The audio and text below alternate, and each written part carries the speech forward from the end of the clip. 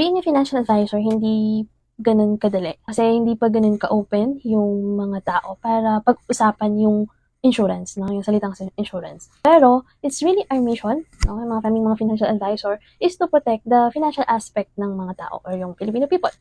So, ginagawa namin to para maunahan namin yung sakit. O, yung sickness, yung mga life uncertainties ng buhay. Ano, yung goal namin is ma-insure namin kayo bago pa mangyari yun. Kasi, pag nangyari na yun, at hindi pa kayo insured, possible, pwedeng hindi natin kayo ma-insure.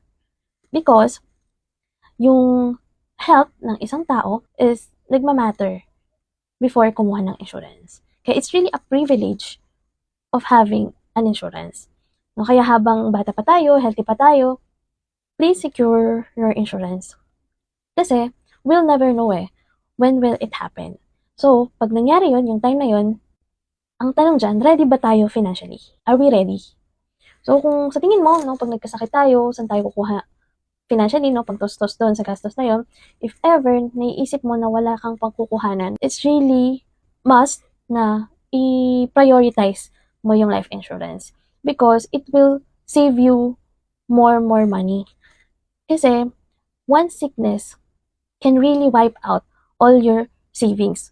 Kung 10 years mo yung inipon, isang sakit mo lang, possible, ma-wipe out yan. Mawala lahat yan because of one sickness.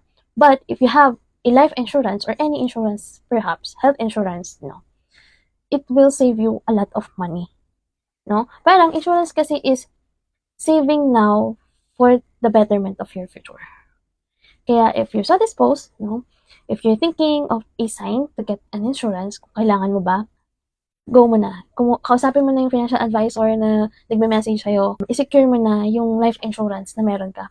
Sabi nga, the best time to get an insurance was yesterday, and the next best time is today. So, this is your sign.